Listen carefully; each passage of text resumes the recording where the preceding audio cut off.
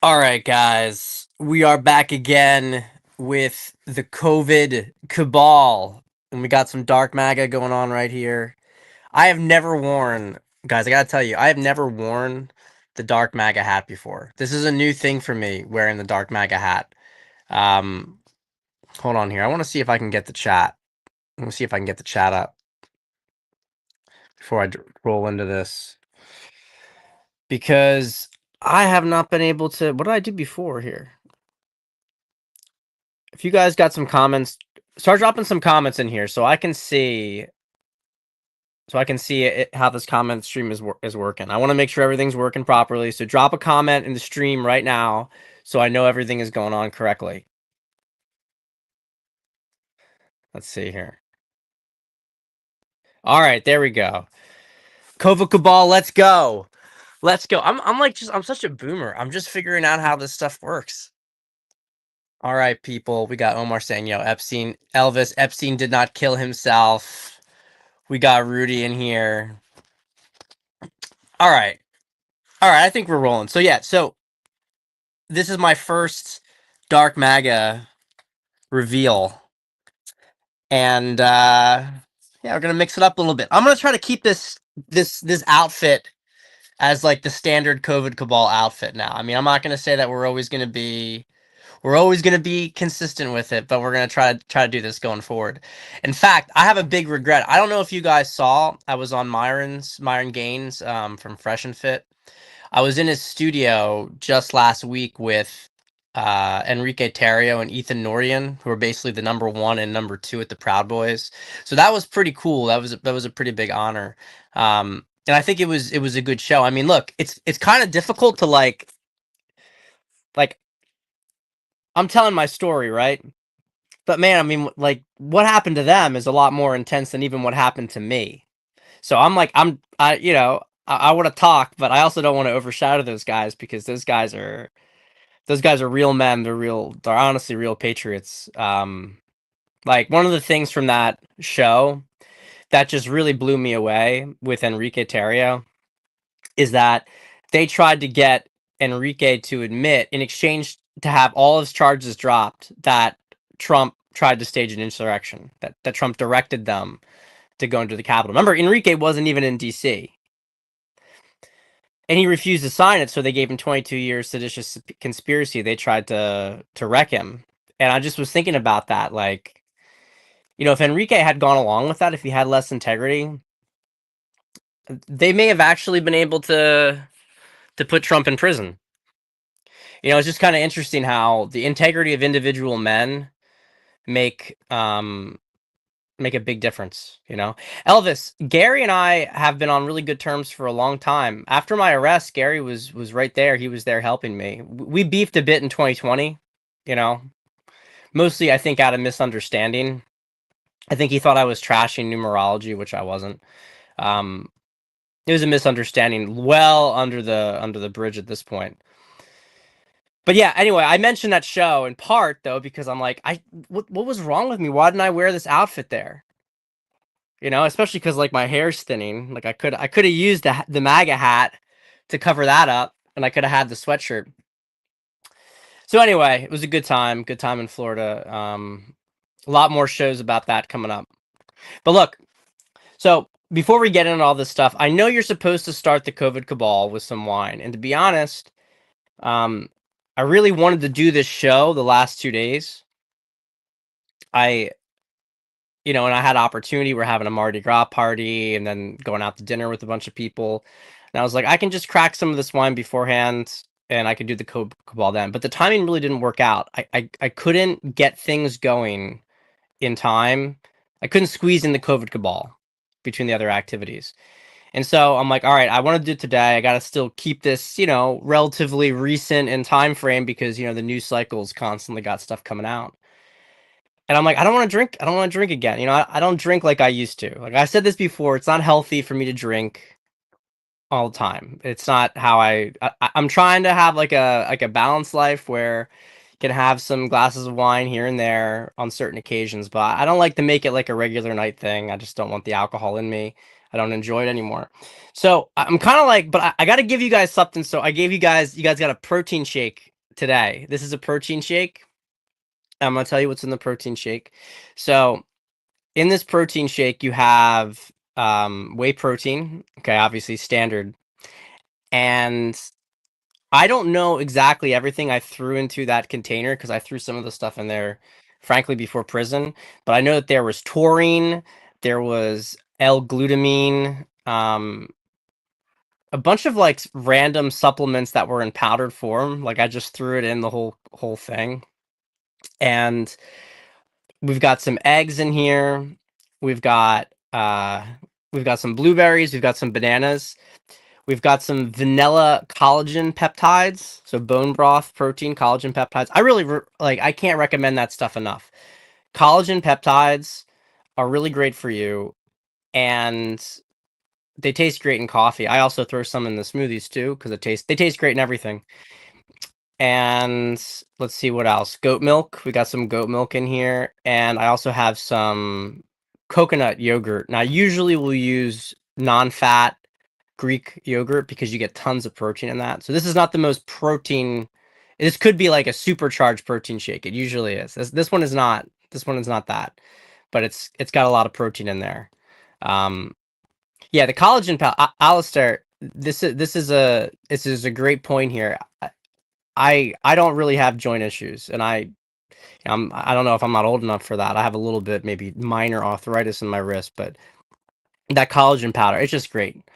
I actually prefer the way coffee tastes with it. All right, so let's get to the stories here. So we got the two big dramas, and I think I know Elvis. I'm sure you're curious to get the take on this. We'll start with the Pam Bondi Epstein file drama. I'm going to tell you guys what I think is going on. I'm going to split the difference between a lot of the narratives that are out there.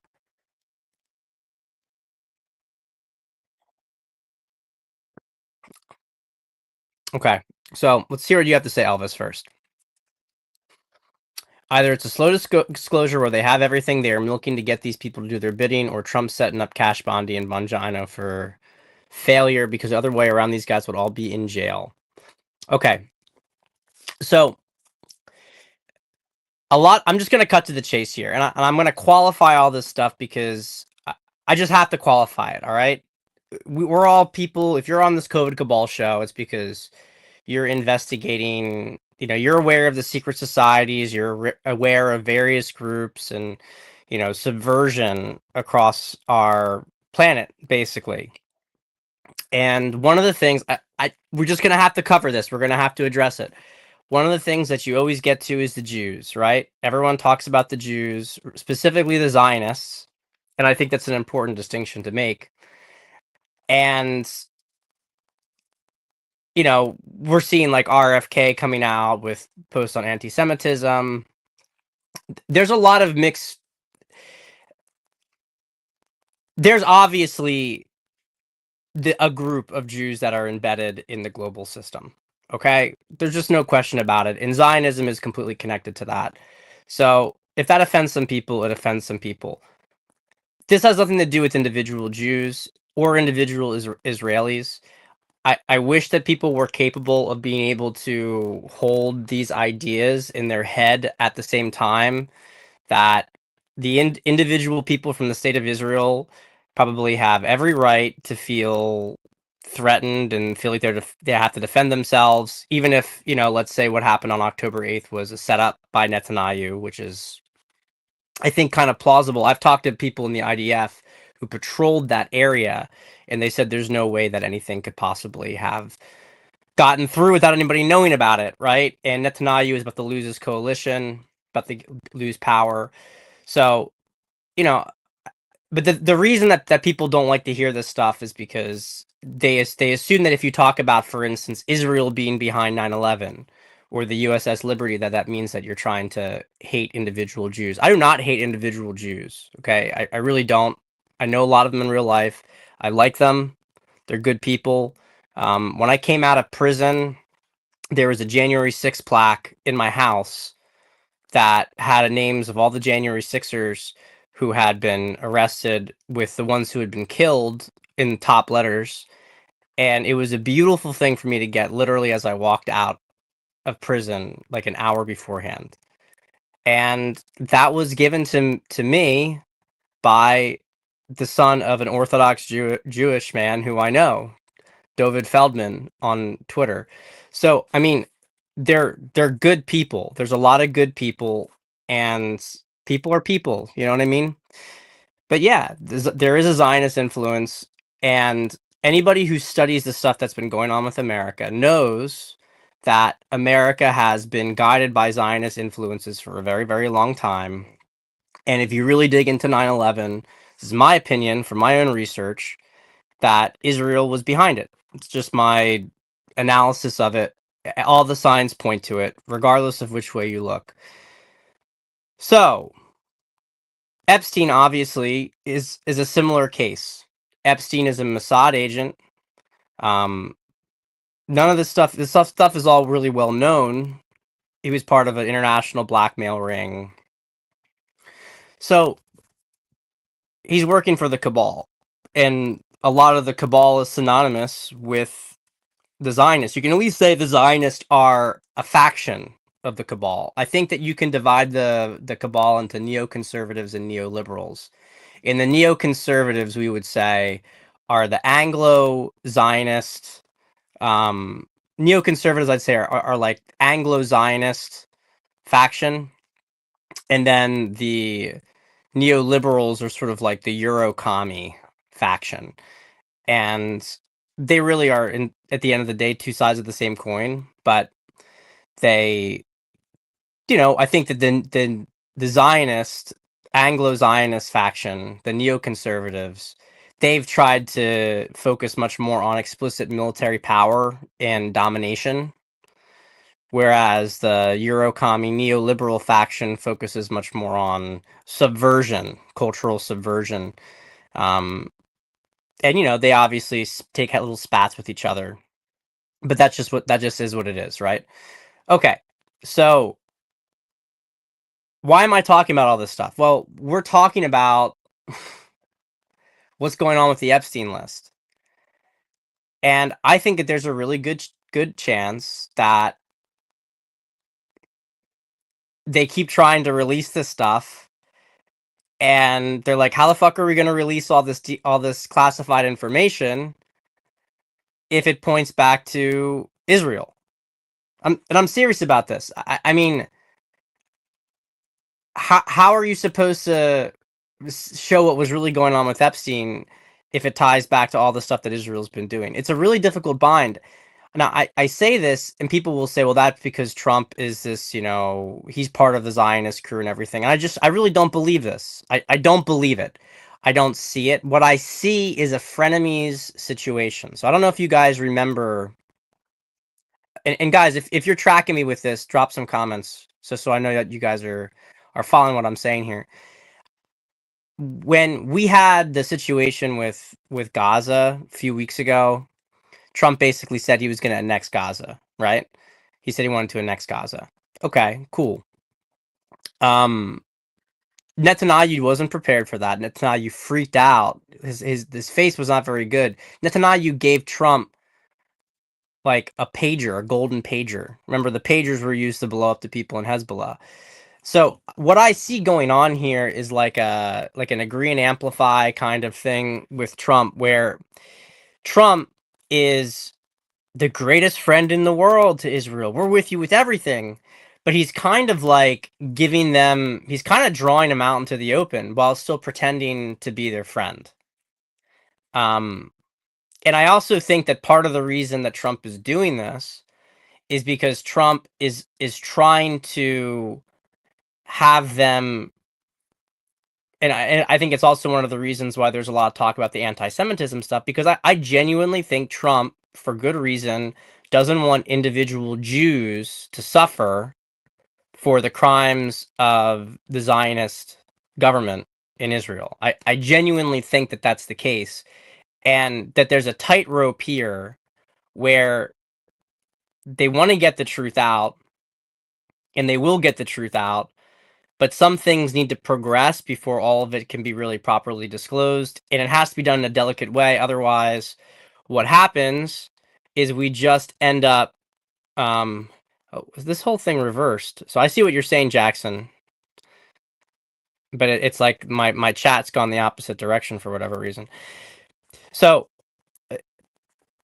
he's trying to, I think, make it so that the disclosure doesn't rebound on Jews in too bad of a way, and that there can be really, because when we talk about in Western governments, we're talking about, for instance, we're not trying to say that the American people were bad.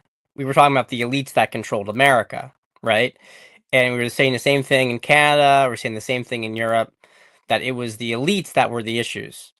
That was the issue. And I think that people agree with that in general across Western countries, but they have a little bit more difficulty with it when it comes to Israel itself. They forget that. I've had to even remind myself of that. It's like, wait a minute, they're just regular people too. The nation has a different historical context, but so I think that it has to come out in a slow manner, partially because of just the degree to which the alliance that Trump has with many. I don't want to call it an alliance. I think that they're using each other. The Zionists were kind of put in a position with Kamala Harris that they needed to support Trump. They needed to support Trump because if they didn't support Trump, then they were going to get someone who actively opposed them from the Euro commie faction. So Trump, I think, played them against each other and said, "Look, I'm going to support Israel. I'm going to support Israel." But it doesn't look to me like Netanyahu is controlling things in the government.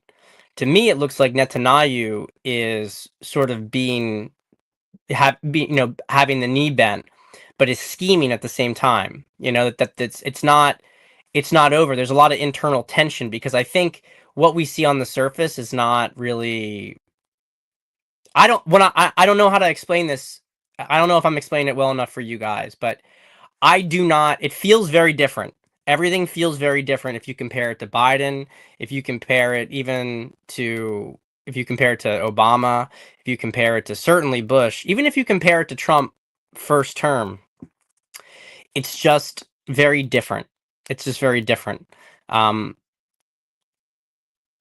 It's a different vibe. So I think that's what's happening, and I don't know how clear this is, but there's going to be a slower rollout as a result of all of this, because I think that's just the way it has to happen. I think it has to happen that way. Um, you know, did Pam Bondi like, I don't know specifically, did Pam Bondi lie? Did she not really see the Epstein files, but she trusted? Are they all just kind of spinning us? I don't think that they're spinning us. Spinning us in the sense that they're not going to ultimately release it. But there might be some sort of narrative that they're trying to create where they're trying to reveal the different elements in the security state that have been concealing it. And I think, as is the usual strategy with Trump, they're ultimately giving him enough rope to hang themselves. But I absolutely do not believe that we are going to get rug pulled on this stuff by the end. And I also want to say, I mean, we all want this stuff to happen quickly. Things are happening very quickly. I mean, we're now a month and change into the Trump administration. There has been so much done in this time period. We need to be a little bit more patient and gracious to people, especially considering the fact that they are dealing with such really terrible, corrupt elements underneath of them. I mean, the American bureaucracy is completely filled with these sort of people. So the idea that there's been sabotage is completely plausible. Completely plausible. I'm not saying Pam Bondi didn't lie about having read it. But how much of the whole thing was designed to spark outrage because they're using that for more fuel, because they want people to dig deeper, they want people to reveal things. I don't know. I don't want to be overly. I don't want to go too far with it, but I'm just saying that this is some of the stuff I'm seeing.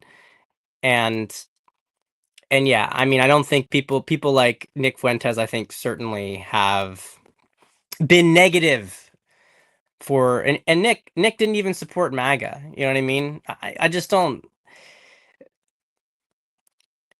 If you get caught up in like the anti-Semitism stuff, and I think this is true with racism or anything, you know, if you get too caught up in these things, it's one thing to be like identifying differences and identifying, you know, that subjective reality. We are all different people. We, you know, and we're different groups.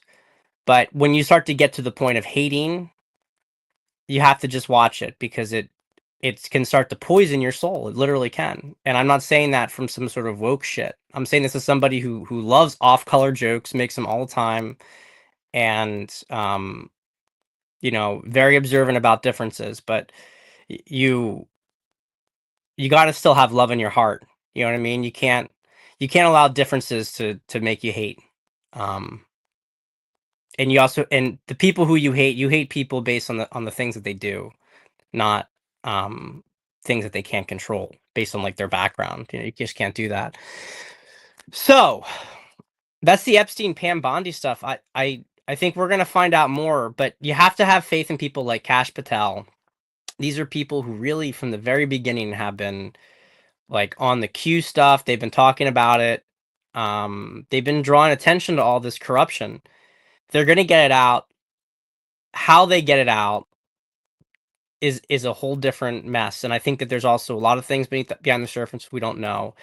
Keep the pressure on. We have every right to be demanding the truth. We have every right to be demanding this stuff happen, but I don't personally feel that Pam Bondi has violated trust so much that I feel like she's a stooge. I don't know how to explain this stuff, guys. It's just a lot of it is just like a feeling, like an ability to read these individuals. I don't. In the first term, there were a lot of people that Trump brought on. I'm like, this guy's a clown. He has a record for being a clown. I just haven't really seen that in Trump's cabinet. I don't think he's being manipulated by Pam Bondi. I think she's on the same page. When Kash Patel was sworn in, Cash and Pam had been like they've really been on the same side for a while. They have a plan that's been coordinated together. Trump brought them both in together. So this is a lot dirtier and difficult than we really give ourselves than we give credit for knowing about. You know what I mean? So we'll see what happens. We will see what happens.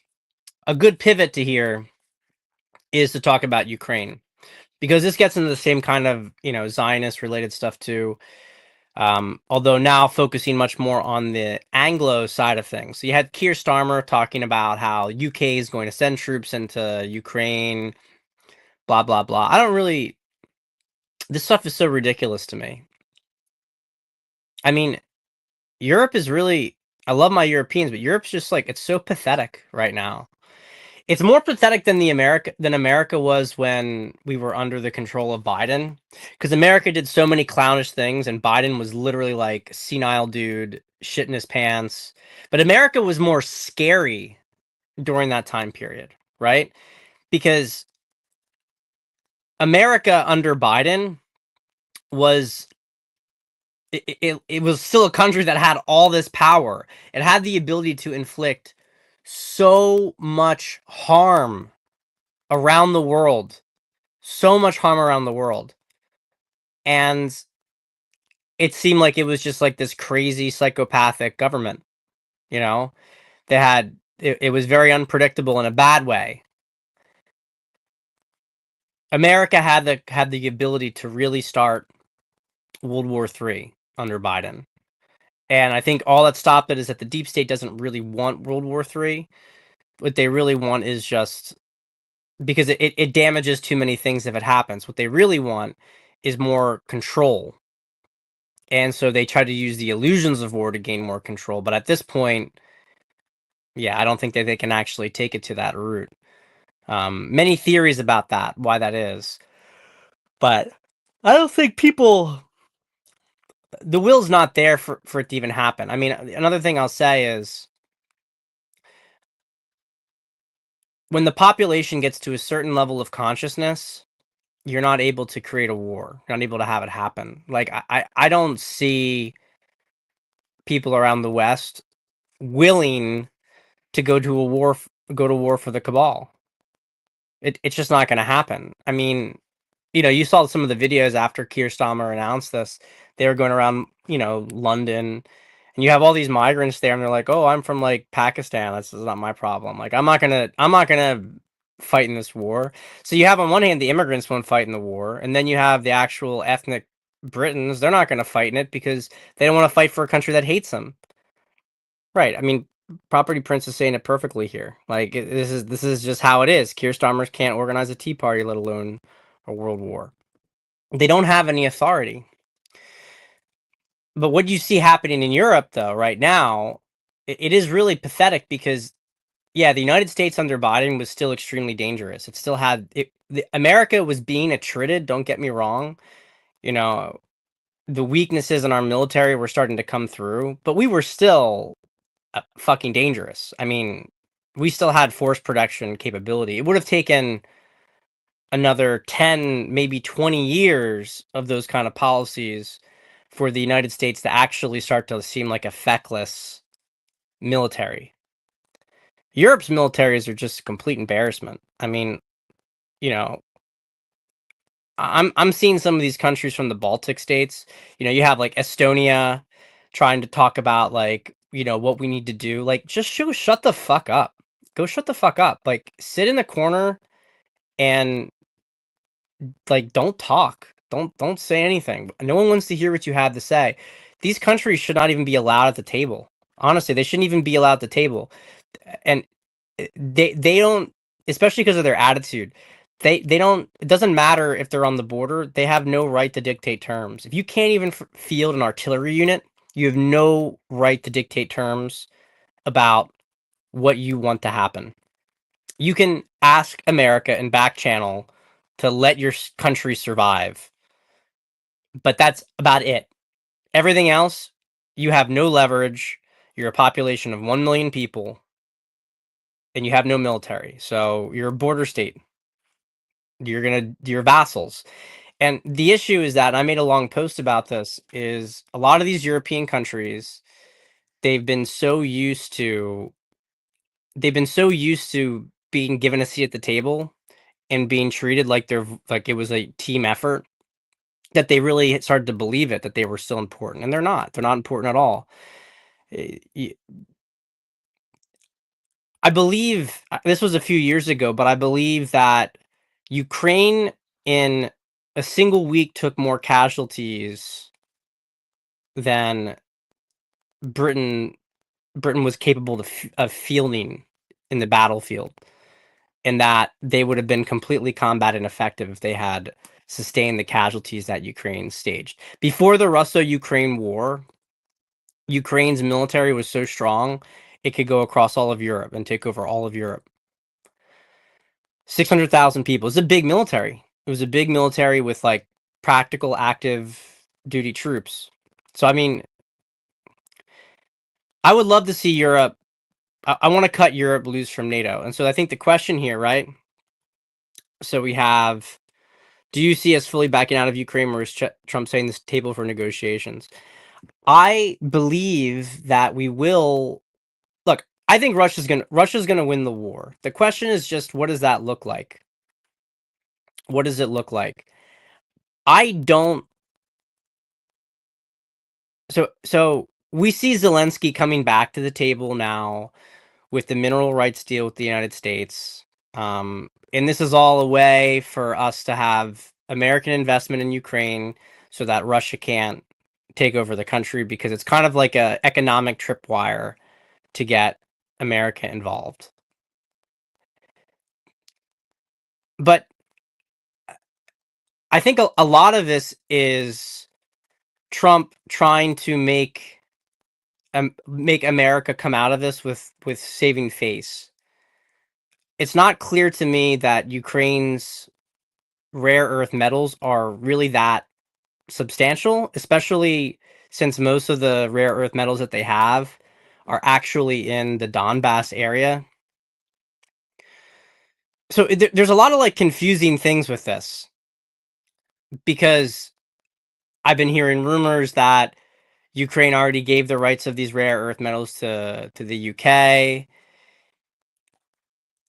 I don't know, guys. It just seems to me that we're watching in real time the breakup of NATO. It's very clear that the European Union wants to try to manipulate and direct the United States into actions that are going to serve them and make us bear the cost. And it's also eminently clear that Trump's not going to let himself get baited into that. So if that's what's happening, so that you have the situation where we're still in NATO, but it's clear, like just like we were talking about before with Israel and in US, I see the same thing going on with EU/UK with the US, with the rest of NATO, that it's like a frenemies kind of dynamic. And I don't know how long this lasts for. I really think eventually you have an implosion. And when you have an implosion, what happens next? You know, European banks, like from what I'm understanding, the Bank of England, the European Central Bank, they do not have even the hard currency. And the Fed has been waging a war on these banks, pulling gold back to the United States. So I don't know what's going to even happen to these countries financially. It's not even just that they don't have military to fight; they don't have the financial mechanisms to be able to do things when all is said and done. And to me, it's like we are watching the end of this global system. And I do think that Trump has a strategy to let them reveal themselves. I think he's playing a patient game. They just it's going to unravel on its own. Um I have to tell you that I just do not I don't know if Ukraine's going to be a sovereign country by the end of it. Um Certainly seems like Trump and people are fighting for that, and maybe it'll happen. But it seems to me also that, Russia continues to talk about how Ukraine's its historical territory. If Ukraine remains an independent country after the war, I think it's going to be mostly under Russian influence and control. You're not going to have U.S. forces there in Ukraine. I don't know. If I have to go with my instincts here, I think Trump knows that, if you have European forces are going to try to get involved with Ukraine. If Europe's not going to let Ukraine go, then they're going to force basically Russia to take it. The most important thing for Trump is to just have the blame not be on the United States, but to be on Europe. And I think that's what's going to happen. I really do believe that Europe is going to have a hard time allowing it to end. It's Zelensky is a cabal puppet. There is so much money that they were getting through this, and there's so many crimes that government has committed that's connected to cabal activity globally. It just seems to me that I don't believe them when that there's going to be some kind of honest peace with Russia. They're not capable of that kind of agreement. So everything to me is just a bluff followed by another scheme which is going to fail, followed by a bluff and another scheme which is going to fail. And they're going to keep doing that until it's completely obvious what's going on. The honest to God truth is that in the end, I don't think that Ukraine even has any future unless Russia controls it. I think Russia will actually rebuild it. That may sound very naive, and maybe it is, but I actually think that Russia, because it has a historical association with there, and even today, some degree of I think the way Putin talks about the war, he talks about it like it's a civil war. Ukrainians may disagree about that. A lot of Westerners may disagree about that, but I'm just telling you what the Russian perspective is. Um, I think that Putin looks at it at the very least, kind of like America looks at Canada. And I think we're going to be getting these global spheres of influence. And Russia's sphere of influence is certainly going to include its historic territories. There's no question about that. Um, America's, I think, is going to be U.S., Canada, Greenland. Yeah. Spoke to a guy who said he was from Crimea. Exactly. So, I think that's where we're at. I think that's where we're at right now. The Zelensky thing was a total flop. It looks like Zelensky may have come. I mean, he was on cocaine. He talked like he was on cocaine. We know he does it all the time. A lot of these Eurocrats use it. And it also looks like he may have been prodded by these European powers to, test Trump, push back against Trump. They just don't have cards, guys. They just don't have any cards to play. This is the thing. They don't have any cards to play in this great game. The US has cards to play. It has the most cards by far. Russia has cards to play. China has cards to play. The European Union doesn't have cards to play.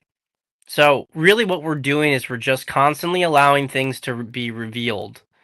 And there is going to be some proactive aspects on our side, but so much of the revealing is ultimately coming from them because it lets them basically own their own karma. If you want to take this also from a higher perspective, it lets them take their own karma.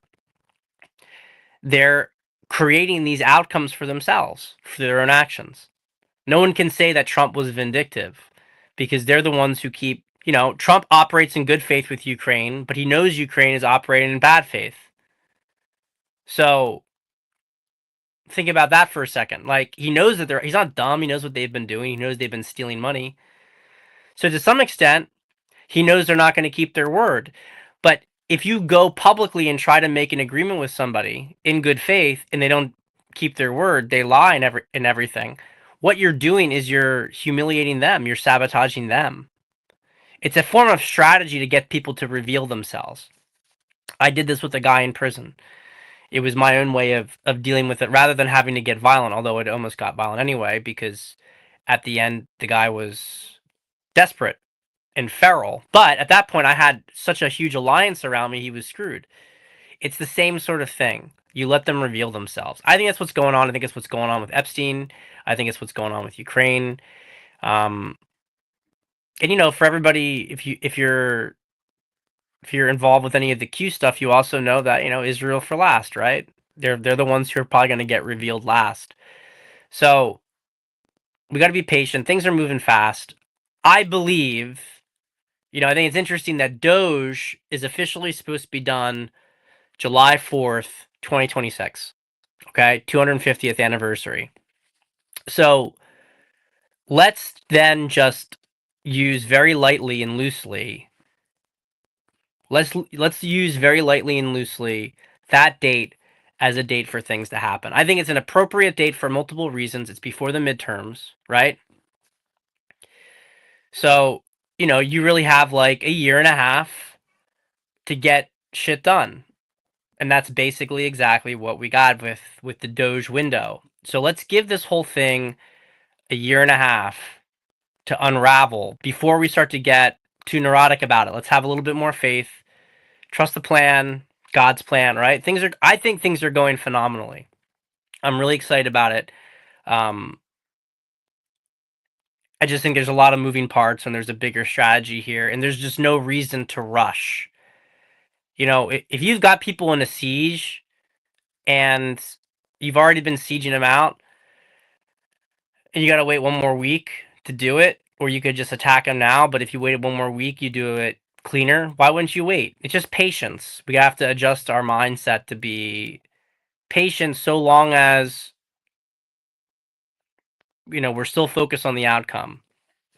And I'll say this also to listen, my son. I'm excited about tonight's address. Should be interesting. This is the great George Bruno, but you guys got to watch his show on YouTube. It's phenomenal. George is a good friend of mine. If you are, this is something that I didn't even think to talk about because I forgot about it. The fact that it's actually, I made this COVID cabal March 5th, but it's actually March 4th today. Everybody in the Q community talked a lot about March 4th, and I think I'm gonna close with this. March 4th was the former inauguration day of the PR. So a lot of people have talked about we're going to go back to the original Constitution.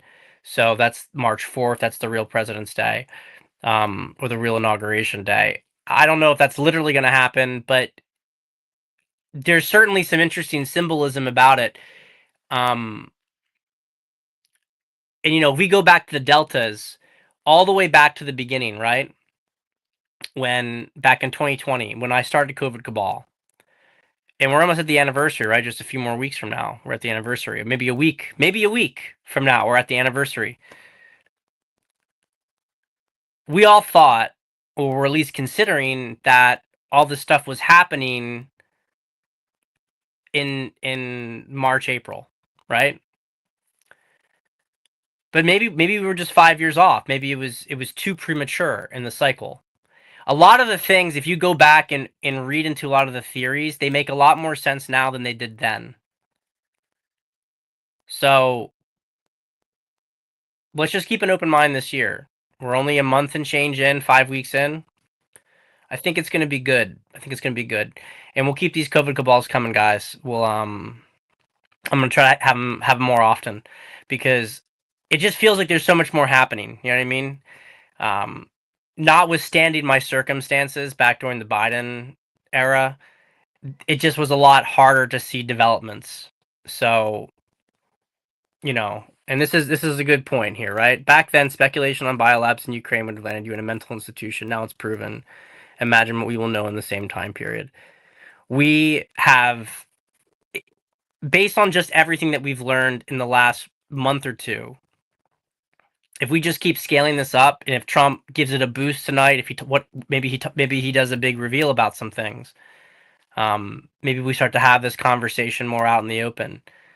I just see a checkmate situation, so let's be patient. We're not going back to any denial about these things. It's going to come out. It's just a matter of when, how quickly, and I think that there's a plan. I'm not saying that they've controlled everything that's going on, but I think there's a plan. All right, gentlemen. Well, we are getting to the top of the elite pyramid. Ukraine, Epstein could blow apart the whole trillion hair stranglehold. It's coming. I'll tell you guys it's coming. I will see you guys on the next COVID Cabal.